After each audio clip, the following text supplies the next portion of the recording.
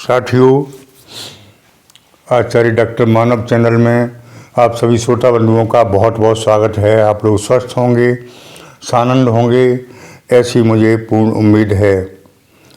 साथियों, आज हम आप लोगों को तुला राशि का भविष्यफल जनवरी के अंतिम चरण का यानी जनवरी के अंतिम सप्ताह का बताने का प्रयास कर रहे हैं। ये जनवरी का अंतिम सप्ताह आपके जीवन में क्या लेकर आ रहा है और कैसा रहेगा। साथियों, जैसा कि मैंने बताया था कि 17 जनवरी से आपकी लाइफ चेंज होगी, क्योंकि शनिदेव चेंज हो रहे हैं।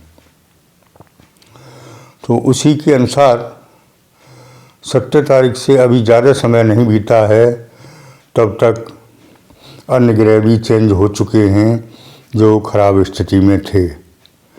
यानी 4 बहुत बड़े ग्रह शुक्र, शनि, गुरु और सूर्य के परिवर्तन आपकी राशि से हो चुका है।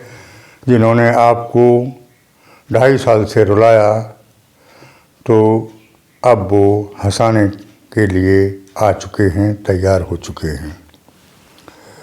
साथियों, कमेंट बॉक्स से मुझे जानकारी मिलती रहती है, आप लोग जो कमेंट करते हैं। तो हालांकि मैं तो अपना टारगेट ये लगाता हूँ कि 60% अगर पॉजिटिव कमेंट आते हैं तो मेरी मेहनत सफल है। वैसे मैंने देखा है कि 95% कमेंट पॉजिटिव आने लगे हैं। 5% ही ऐसे हैं जिन लोगों को भाई या तो वो मेहनत नहीं कर रहे हैं या उनकी कुंडली में ज़्यादा खराब ग्रह पड़े हुए हैं। 5% लोग पॉजिटिव नहीं हैं। तो मेरी मेहनत सफल है। मैं जो प्रयास कर रहा हूँ मानव सेवा को जगाने के लिए, मानव सेवा जो कर रहा हूँ वो मेरा प्रयास सफल है। साथियों, जैसा कि मैंने पहले भी बताया कि आप लोग मेहनत ज़रूर करते रहें, कर्म ज़रूर करते रहें। ऐसा तो हो ही नहीं सकता कि कर्म का फल ना मिले। कर्म चाहे खराब हो चाहे अच्छा हो, उसका फल परमात्मा ज़रूर देते हैं और ये स्वाभाविक नियम है। साथियों, कुछ लोग गुमराह हो गए, परेशानी को देखते हुए उन्होंने कर्म करना बंद कर दिया था, इसलिए उनकी गाड़ी अभी लाइन पर नहीं आ रही है। किसी भी तरह से निराश नहीं होना है, जिंदा रहना है। जीवन ही संघर्ष के लिए मिला है, संघर्ष तो जीवन में करना ही पड़ेगा। मैंने पहले ही बताया कि भगवान भोलेनाथ कैलाश पर्वत पर रहते थे, उनका कैलाश पर्वत पर ही निवास है और उन्होंने अपने इतने लंबे समय में जीवन में मकान नहीं बनाया। एक बार माँ को थोड़ी दिक्कत हो गई, बोली कि आपने मेरे लिए मकान नहीं बनाया। सभी लोग कितने सुंदर सुंदर मकान में रहते, लक्ष्मी जी, सरस्वती जी, और मैं पहाड़ों पर वनों में विचरण करती हूँ। तो उन्होंने ये भी कहा कि मेरे पास जेवर नहीं है, लक्ष्मी जी कितने गहनों से लदी हुई हैं। तो थोड़ी सी उन्होंने अपना जो पर्वत था उससे थोड़ा सा मिट्टी एक कागज़ में पुड़िया बना के दे दी कि जाइए बाज़ार में और अपना जेवर ले आइए। तो मार्केट को गई वो और उसको लेकर, हालांकि दिल में शंका थी कि इसका जेवर मिट्टी का क्या आएगा, लेकिन फिर भी उनके कहने के अनुसार बाज़ार को गई और छोटे से एक दुकानदार को दिखाया कि इसका मुझे जेवर चाहिए। तो वो एक पलड़े में उसको रख लेता है, जो भोलेनाथ की दुआ थी, और एक पलड़े में अपने पूरे दुकान के जेवर रख लेता है। सब चढ़ जाते हैं फिर भी वो पलड़ा जिसमें भगवान की विभूति रखी थी वो उठता नहीं है।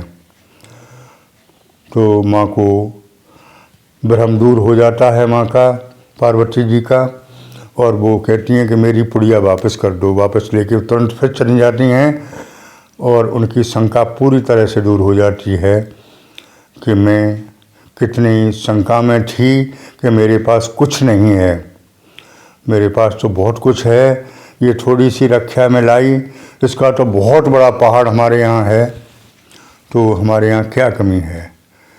भगवान को आके वापस की और अपनी शंका का समाधान किया। इसी तरह से मुझे परमात्मा ने जीवन दिया है, 2 हाथ 2 पैर और सब कुछ दिया है, तो क्या नहीं परमात्मा ने मुझे दिया। हम अपने नीचे देखें, जिनके पैर नहीं हैं, चल नहीं सकते, हाथ नहीं हैं, खा नहीं सकते, उनका जीवन कैसा गुजर रहा है। साथियों, अपने नीचे झांकें तो सभी शंकाएं दूर हो जाती हैं। मेरे कम से कम 2 हाथ पैर हैं, मैं काम कर सकता हूँ, चल सकता हूँ, खा सकता हूँ, पहन सकता हूँ, लेकिन ऐसे भी हमारे मानव हैं जो पैरों से बेकार चल नहीं सकते, हाथों से बेकार खा नहीं सकते, कपड़े नहीं पहन सकते, उनके लिए सहयोग की आवश्यकता है। तो उनसे हम कितने बेहतर हैं। साथियों, मेरे पास बाइक है और किसी के पास साइकिल भी नहीं है, तो उनसे हम बेहतर हैं। साथियों, मेरे पास 4 व्हीलर है और किसी के पास बाइक नहीं है, साइकिल नहीं है, तो उनसे हम बेहतर हैं। अपने नीचे झांक के देखें, सभी शंकाएं दूर हो जाती हैं। साथियों, आगे चलते हैं। आगे इस समयावधि में बहुत कुछ चेंज आने वाला है, क्योंकि ग्रह नक्षत्र चेंज हो चुके हैं और 4-5 ग्रह जो हैं, जो हमारे लिए डिसफेवर में थे, फेवर में आ गए हैं। इनसे राजयोग, धन योग, शिव योग, पुष्य योग, ये योग बन रहे हैं और इन योग के बनने से ही मैं बोल रहा हूँ, ग्रह गोचर के परिवर्तन से ही मैं बोल रहा हूँ कि जीवन में चेंज निश्चित आने वाला है। धन लाभ होगा, नौकरी के नए ऑफर मिलेंगे।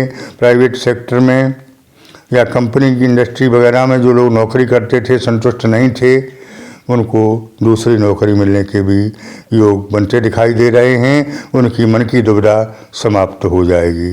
रोजगार के अच्छे अवसर बढ़ रहे हैं। जिनके रोजगार बंद पड़े थे, उनके 1 नहीं 2-2, 4-4 रोजगार शुरू होने वाले हैं। साथियों, समाज में प्रतिष्ठा चली गई थी, क्योंकि कुछ रहा ही नहीं था, तो सामाजिक प्रतिष्ठा अब पुनः मिलेगी। नए कार्य बनना शुरू हो जाएंगे, बड़े लोगों का सहयोग मिलेगा। कोई बड़ी इच्छा पूरी होने के अच्छे योग इस सप्ताह में दिखाई दे रहे हैं, चाहे वो भूमि भवन वाहन की हो या शादी समारोह की हो, लव अफेयर्स की हो, कोई भी जो आपके दिल में है, आप जाने वो इच्छा पूरी होती दिखाई दे रही है। बिजनेस व्यापार चमकेगा, कोई महत्वपूर्ण डील मिल सकती है। रुका हुआ पैसा या आकस्मिक धन की प्राप्ति के भी योग बनते दिखाई दे रहे हैं। सभी उन्नति के रास्ते खुलते नजर आने लगेंगे। नौकरी में प्रमोशन के अच्छे चांस हैं। बैंक बैलेंस बढ़ेगा, धन संचय के भी योग हैं। कोई महत्वपूर्ण संपत्ति खरीदने के भी योग बनते दिखाई दे रहे हैं। साथियों, आपके प्रतिद्वंदी जो आपको अब तक परेशान करते रहे, जिन्होंने जैसे पिक्चर में एक ब्रेन होता है, ब्रेन का काम किया, वो नतमस्तक हो जाएंगे और परास्त हो चुके हैं। इसमें कोई संदेह वाली बात नहीं है। साथियों, संतान के कैरियर के बारे में जो चिंताएं लगी रहीं, तो वो भी चिंताएं अब दूर होंगी। सामाजिक राजनीतिक क्षेत्र में कोई विशेष सफलता मिलती हुई दिखाई दे रही है। साथियों, थोड़े स्वास्थ्य के लिए सतर्क रहें और माँ के स्वास्थ्य के लिए विशेष ध्यान रखें। साथियों, माता पिता और गुरु 3 देवता होते हैं। इनकी बात मानते रहें, कहीं भी शंका नहीं रहेगी, क्योंकि ये 3 देवता माँ बाप और गुरु कभी भी गलत रास्ते पर ले जाने का प्रयास नहीं करते हैं। अच्छी शिक्षा देते हैं, अच्छा मार्ग बताते हैं, अच्छी रास्ते पर ले जाते हैं, तो इनकी बात अवश्य मानें। साथियों, आगे भगवान भोलेनाथ हमारे इष्ट हैं और महादानी हैं, महावरदानी हैं। थोड़ी सी प्रयास में बहुत जल्दी प्रसन्न होकर वरदान दे देते हैं, तो उनका भजन पूजन ध्यान अवश्य करते रहें।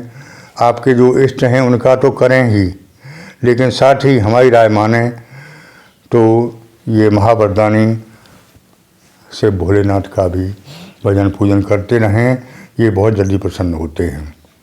साथियों, अभी तो नहीं कह रहा, मैं प्रयास कर रहा हूँ कि आगे जो होली का पर्व आएगा उस पर भगवान भोलेनाथ की कुछ तस्वीरें मैं प्राण प्रतिष्ठित हवन यज्ञ के माध्यम से करूँगा और वो बहुत सस्ती दर पर आप लोगों तक पहुंचाने का भी प्रयास करूंगा।